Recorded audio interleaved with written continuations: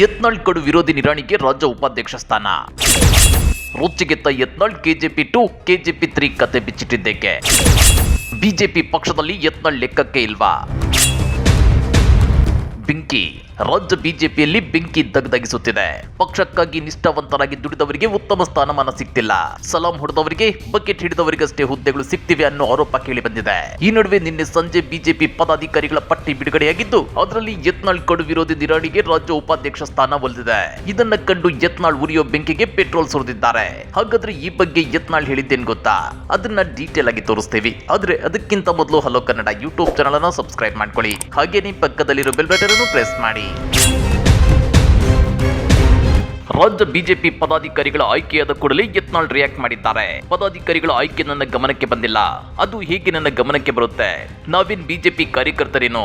ನಾವು ದೇಶದ ಕಾರ್ಯಕರ್ತರಷ್ಟೇ. ನಿಷ್ಠಾವಂತ ಬಿಜೆಪಿಯವರಿಗೆ ಮಾತ್ರ ಪದಾಧಿಕಾರಿ ಮಾಡಿದ್ದಾರೆ. ಅವರೆಲ್ಲ ನಿಷ್ಠಾವಂತರು ಅಂತೇಳಿ ಶಾಸಕ ಬಸನಗೌಡ ಪಾಟೀಲ್ ಯತ್ನಾಳ್ ಅಸಮಾಧಾನ ಹೊರಹಾಕಿದ್ದಾರೆ. ಜೊತೆಗೆ ಮಾಜಿ ಸಿಎಂ ಬಿಎಸ್ ಯಡಿಯೂರಪ್ಪ ಹಾಗೂ ಬಿಜೆಪಿ ರಾಜ್ಯಾಧ್ಯಕ್ಷ ಬಿವೈ ವಿಜಯೇಂದ್ರ ವಿರುದ್ಧ ವಾಗ್ದಾಳಿ ನಡೆಸಿದ್ದಾರೆ. ನಮ್ಮ ಗಮನಕ್ಕೆ ಹೆಂಗೆ ತರ್ತಾರೆ? ನಾವೇನು ಬಿಜೆಪಿ ಕಾರ್ಯಕರ್ತರೇನು? ನಾವು ದೇಶದ ಕಾರ್ಯಕರ್ತರಷ್ಟೇ.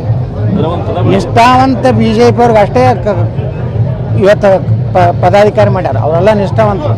ನಿಮ್ಗೆ ಗೊತ್ತಿರಲಿ, ಇತ್ತೀಚೆಗೆ ಯತ್ನಾಳ್ ತಮ್ಮ ಟ್ವೀಟ್ ನಲ್ಲಿ ಬಕೆಟ್ ಅನ್ನೋ ಪದ ಬಳಸಿದ್ರು. ಆ ಬಗ್ಗೆ ಮಾಧ್ಯಮಗಳು ಪ್ರಶ್ನಿಸಿದ್ದಕ್ಕೆ ಪ್ರತಿಕ್ರಿಯಿಸಿರೋ ಯತ್ನಾಳ್ ಅದನ್ನ ನೀವೇ ತಿಳ್ಕೊಳ್ಳಿ, ನಾನೇನು ಹೇಳಲ್ಲ ಅಂತೇಳಿ ತಮ್ಮ ಅಸಮಾಧಾನ ಹೊರಹಾಕಿದ್ದಾರೆ. ಅದು ನೀವು ಅನ್ಕೋರಿ, ನಾನು ಇದೇ ವೇಳೆ ಮಾಜಿ ಸಿಎಂ ಬಿಎಸ್ವೈ ವಿರುದ್ಧ ಕೆಂಡ ಕಾರಿದ್ದಾರೆ. ಈಗ ಕೆಜೆಪಿ 2 ಆಗಿದೆ, ಮುಂದೆ ಅವರ ಮೊಮ್ಮಗ ಬಂದ್ರೆ ಕೆಜೆಪಿ 3 ಆಗುತ್ತೆ ಅಂತೇಳಿ ಬಿಎಸ್ವೈ ವಿರುದ್ಧ ವಾಗ್ದಾಳಿ ನಡೆಸಿದ್ದಾರೆ. ಮೊದಲೇದು ಯಡಿಯೂರಪ್ಪ ಹೋಗುವವರು ಹೊಸ ಪಾರ್ಟಿ ಮಾಡಿದ್ರಲ್ಲಿ ಕೆಜೆಪಿ 1 ಇತ್ತು, ಇದು ಕೆಜೆಪಿ 2 ಅಷ್ಟೇ. ಇನ್ನು ಮುಂದಿನ ಅವ್ರ ಮೊಮ್ಮಗ ಬಂದ ಕೆಜೆಪಿ 3. ಮತ್ತೊಂದೆಡೆ ರಾಜಕೀಯ ನಿವೃತ್ತಿ ಬಗ್ಗೆ ಯತ್ನಾಳ್ ಪ್ರತಿಕ್ರಿಯೆ ನೀಡಿದ್ದು, ಈಗಲೇ ನಿವೃತ್ತಿ ಅಲ್ಲ, ಇನ್ನೊಂದು ಎಲೆಕ್ಷನ್ ಇದೆ. 2028ರ ಚುನಾವಣೆ ಬಳಿಕ ನಿರ್ಧಾರ ಮಾಡುವೆ. ಆದ್ರೆ ಯೂ ಟರ್ನ್ ಹೊಡೆದ ಯತ್ನಾಳ್ ಎನ್ನಬೇಡಿ, ಡೈರೆಕ್ಟರ್ ಅಂತೇಳಿದ್ದಾರೆ. ಇಲ್ಲಿ ಗಮನಿಸಬೇಕಾದ ಅಂಶ ಏನಂದ್ರೆ, ನಿನ್ನೆ ಬಿಡುಗಡೆಯಾಗಿರೋ ರಾಜ್ಯ ಬಿಜೆಪಿ ಪದಾಧಿಕಾರಿಗಳ ನೇಮಕಾತಿ ಪಟ್ಟಿಯಲ್ಲಿ 14ಕ್ಕೂ ಹೆಚ್ಚು ಬಿಎಸ್ವೈ ಆಪ್ತರಿಗೆ ಸ್ಥಾನ ನೀಡಲಾಗಿದೆ. ಹಾಗೂ 3 ವಿಜಯೇಂದ್ರ ಆಪ್ತರಿಗೆ ಪದಾಧಿಕಾರಿಗಳ ಪಟ್ಟಿಯಲ್ಲಿ ಸ್ಥಾನ ನೀಡಲಾಗಿದೆ.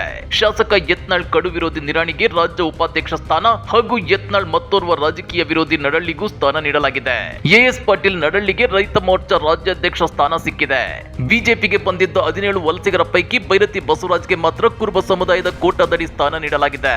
ಹಾಗಾದ್ರೆ ಕೇಂದ್ರ ಬಿಜೆಪಿ ನಾಯಕರ ಈ ನಡೆ ಮೊದಲೇ ಕೋತ ಕುದಿಯುತ್ತಿದ್ದ ಯತ್ನಾಳ್ ಮತ್ತು ಬಿಎಸ್ವೈ ವಿರೋಧಿ ಬಣ ರುಚಿಗೇಳುವಂತೆ ಮಾಡುತ್ತಾ? ರಾಜ್ಯ ಬಿಜೆಪಿ ಮನೆಯೊಂದು 10 ಬಾಗಿಲಾಗಿ ಒಡೆದು ಹೋಗುತ್ತಾ?